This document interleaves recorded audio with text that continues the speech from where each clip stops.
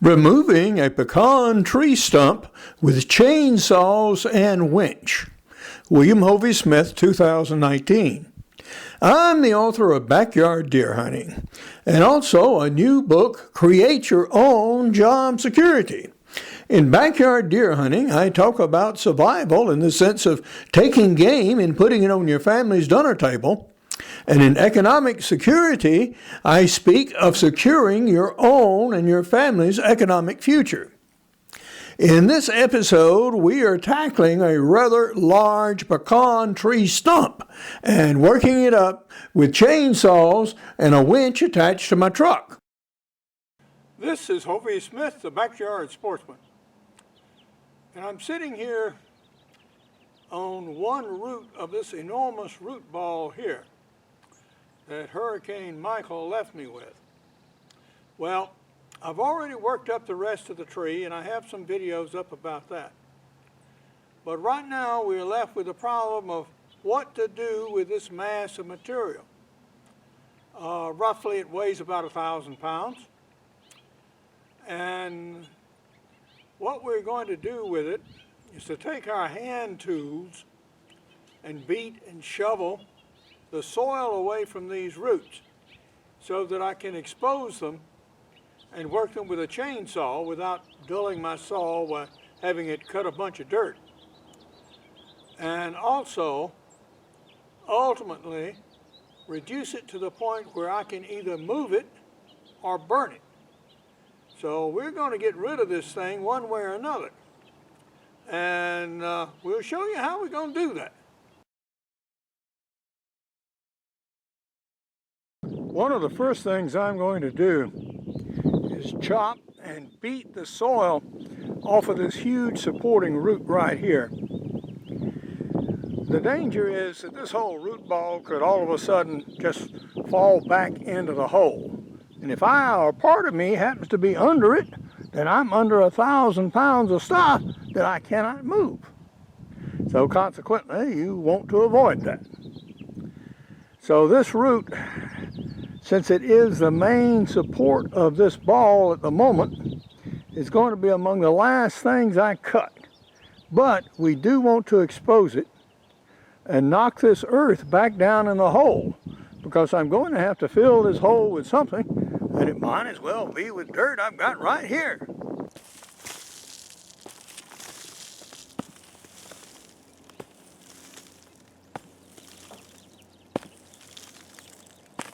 Although there is sandy soil on the top, this is a heavy clay, and this maul is really not an inappropriate tool to use because it's tough.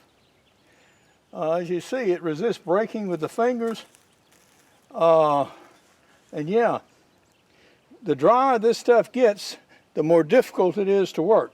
I'm using the maul to chip away at this heavy soil up here at the top so I can expose the trunk here and get another cut with a chainsaw, and that'll drop another 100 pounds or so of wood off this trunk mass.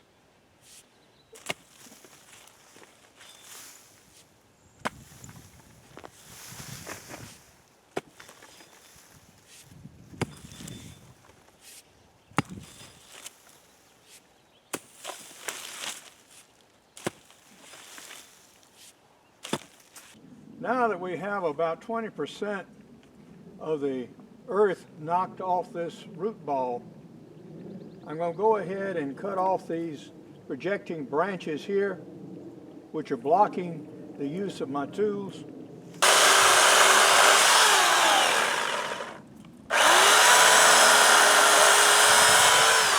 Our work with the chainsaw has removed a minor amount of weight from the root ball itself, but more significantly has exposed more of the clay so I can get at it with a maul and knock it free.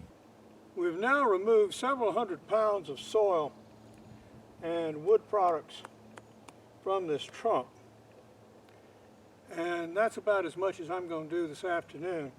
And this has taken me about 2.5 hours.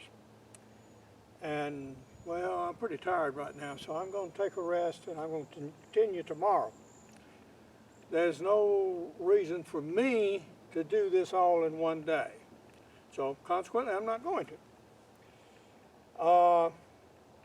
The tree is interesting. For those of you who are used to spruce and pine and such and conifers that have a little spread at the top and then a taproot, yeah, this is quite a different thing to deal with. You see how long this heavy root is here? And although I'm sitting on it, no, this thing ain't going anywhere.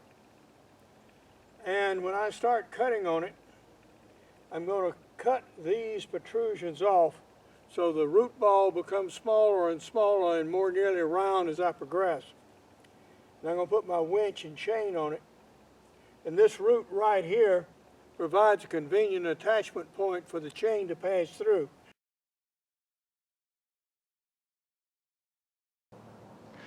I'm now working the other side of this root ball, and using the axe rather than the maul enables me to cut both this vegetation on the top of this friable soil away, and so to take it out in hunks, as well as chip hunks of this heavy clay out. If you're not working it, it's difficult to describe. It's like a rock you can cut, or a compact, heavy, but soft wood. So the axe is actually not a bad tool for working it.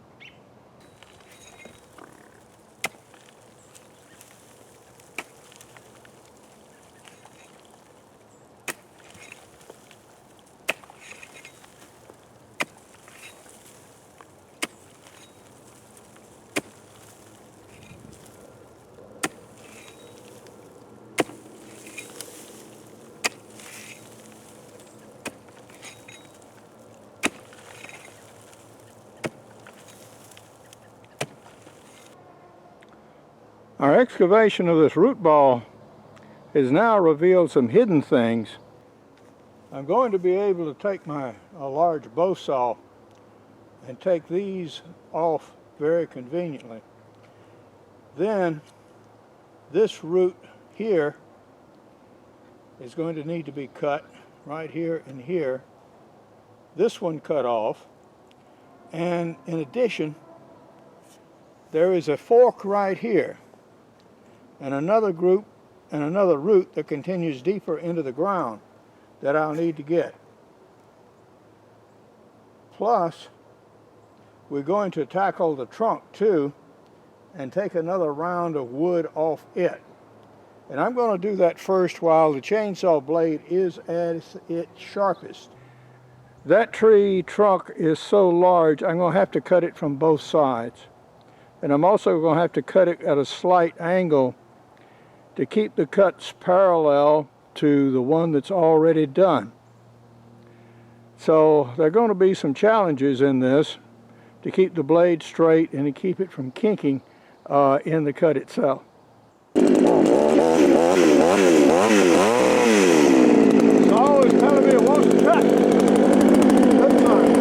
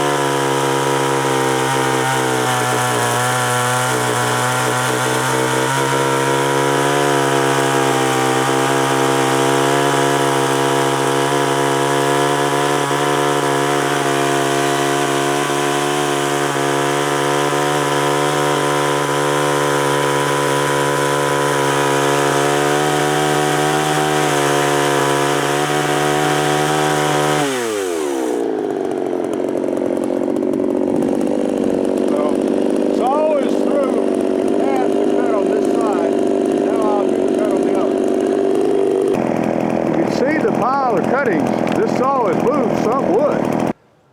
The saw used a tank of gas very nearly. I don't want to run it absolutely dry because it makes it more difficult to restart. And nearly cut through the tree from the other side, although I'm not sure the absolute center section has been cut. So we'll refuel it and resume. I do believe we very nearly cut it through.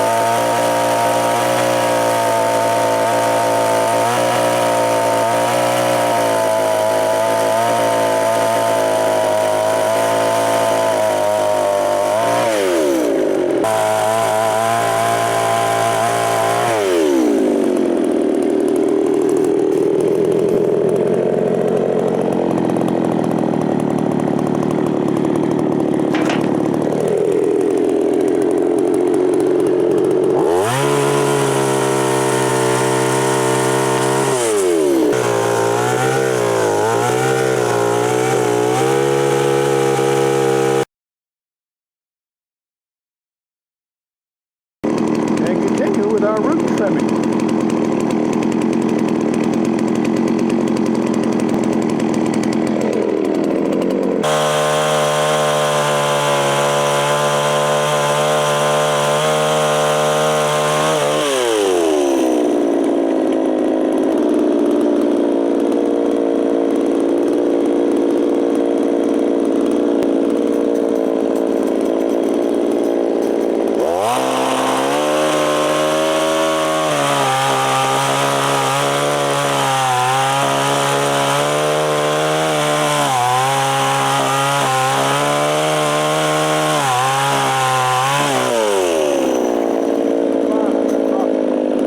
This morning we are facing cutting out two retaining roots.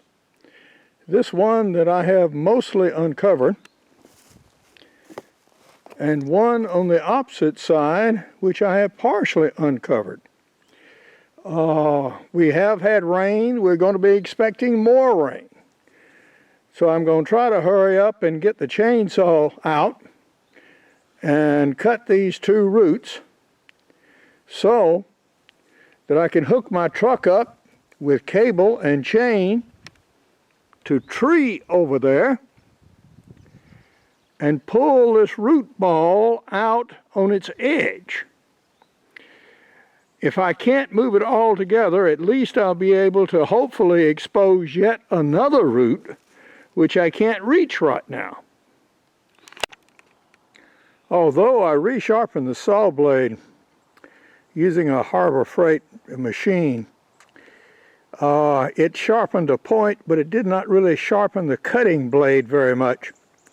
Consequently, you can see the small size of the shavings. Yeah, it cut better to start with, but the blade is now quite dull again. Nonetheless, I think I can use it to make it through the rest of this cut. As you see, I've chipped away a portion of that root, about a third of it, but it's a very awkward chop. I can't really get at it very well. So we fired up the saw again, and we're going to see if we can do some more and get some more of that wood gone.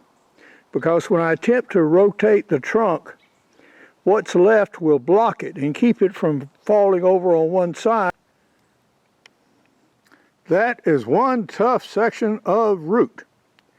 It is green, it is fibrous, I have a wedge in it, and I'm trying to split it across the grain.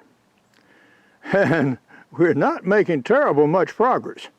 But we're going to continue and see if we can get the wedge all the way down, and maybe it'll break. I had to use the electric chainsaw to do the final cutting to get that root section out of there. But, as you see, I did.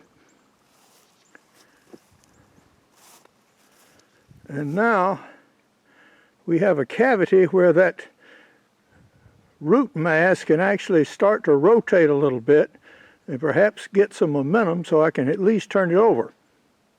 Or pull it over on its side rather than having it standing as it is. Because there is still a root I need to get.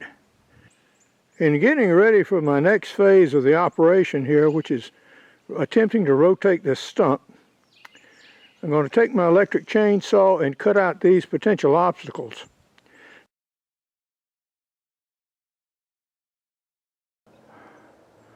We're about to see what we can do with moving that stump. I have a chain with a square knot in it, then a cable attached to the winch on the front of my truck, and my truck attached to that large pine tree back there by a heavy chain. So hopefully we'll be able to put a good pull on that stump and move it. It still has a piece of root attached to the bottom. I'll leave the camera here so we can judge to whatever degree it may move. We might not be able to do anything with it at all. We may have to pull on it from another direction, which I can do.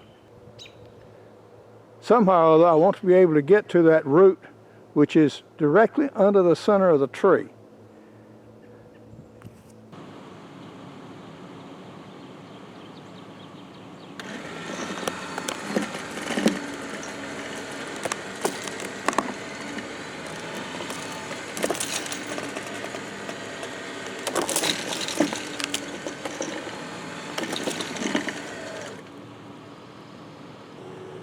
Well, we have been successful. By good fortune, that piece of root that you see sticking off to the left was already broken. So I was, in fact, able to pull it out of its hole. I was able to use the winch and pull it about another 12 feet or so onto somewhat firmer ground in my yard. So this is something that a tractor can come in and pick up and put on a trailer. So that's exactly what I wanted to do with it. But now, this is Hovey Smith, reminding you to hunt what you eat and eat what you hunt. Be legal, be ethical, be safe, goodbye, God bless, and see you next time. Among my prize-winning books are Backyard Deer Hunting, Extreme Muzzleloading, Crossbow Hunting, and Practical Bow Fishing. My new book, Create Your Own Job Security, has to do with you starting your own businesses when and as you need them to accomplish your life goals. Some of these are done immediately, and others will follow as you progress through life. Now that I have the stump removed and more accessible, I'm going to continue cutting and chipping away at it until I get it smaller and smaller so we can really handle it. For more information about my books, blogs, and more than 725 videos, you can go to my website, www.hoveysmith.com. For more information on my business books, you can go to createyourownjobsecurity.com. Good hunting and good eating from the outdoors. Goodbye, and God bless.